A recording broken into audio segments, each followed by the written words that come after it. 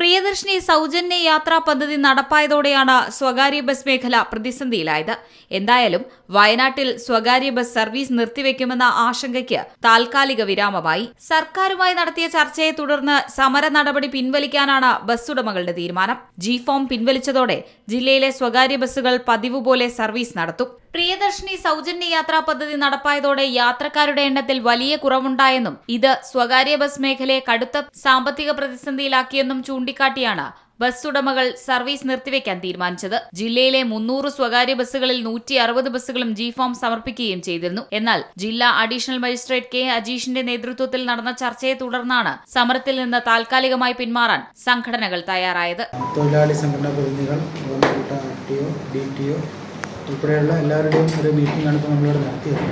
അതിൽ ബസ് ഓപ്പറേറ്റേഴ്സിൻ്റെ ആശങ്ക, പ്രിയദർശിനി യാത്രാ സംവിധാനം വന്നതിന് ശേഷമുള്ള അവരുടെ ആശങ്ക നമ്മളെല്ലാം കേട്ടു. നമ്മുടെ ആശങ്കകൾ അങ്ങോട്ട് വന്നു. തൊഴിലാളികൾ നേരിടുന്ന പ്രശ്നങ്ങൾ, ഇതുമായിട്ട് ബന്ധപ്പെട്ടിട്ടുണ്ടാകുന്ന വരാൻ പോകുന്ന യാത്രാ ക്ലേശങ്ങൾ, അതായത് സമരമായിട്ടും അല്ലെങ്കിൽ G-ഫോമായിട്ട് മുന്നോട്ട് പോയാലുണ്ടാകുന്ന യാത്രാ ക്ലേശങ്ങൾ, തൊഴിലാളികളുടെ പ്രശ്നങ്ങൾ, ഇതെല്ലാം നമ്മൾ അങ്ങോട്ടും തിരിച്ച് നമ്മുടെ ആശങ്ക അങ്ങോട്ടും അറിയിച്ചു. അതിൻ്റെ അടിസ്ഥാനത്തിൽ അവരുടെ ആശങ്കകളെല്ലാം മുഴുവനായിട്ട് കേട്ട് അത് സർക്കാരിലേക്ക് അറിയിക്കാമെന്നുള്ളൊരു ഉറപ്പ് കൊടുത്തിട്ടുണ്ട്.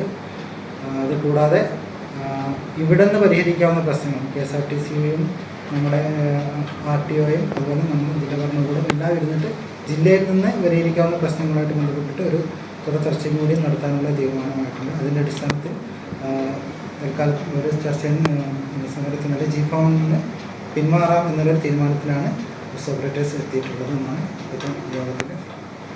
സ്വകാര്യ ബസ് സർവീസ് നിലച്ചാൽ ജില്ലയിലെ പൊതുഗതാഗതത്തെ അത് സാരമായി ബാധിക്കുമെന്ന് ചർച്ചയിൽ ADM വ്യക്തമാക്കി. സ്വകാര്യ ബസ് മേഖലയിലെ പ്രശ്നങ്ങൾ സർക്കാരിന്റെ ശ്രദ്ധയിൽപ്പെടുത്തി പരിഹാരത്തിന് ശ്രമിക്കാമെന്ന് ഉറപ്പു നൽകിയതോടെയാണ് സംഘടനകൾ G-ഫോം പിൻവലിക്കാൻ തീരുമാനിച്ചത്.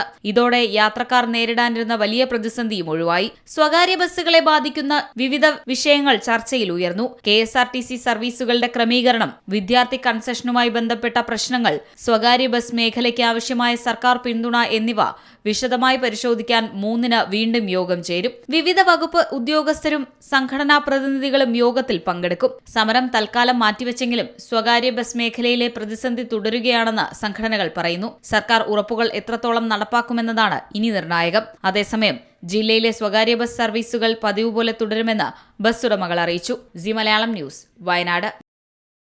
ഏറ്റവും പുതിയ വാർത്തകളും വിശേഷങ്ങളും വിരൽത്തുമ്പിലറിയാൻ സി മലയാളം ന്യൂസ് എല്ലാ ഡിജിറ്റൽ പ്ലാറ്റ്ഫോമുകളിലും ലഭ്യം.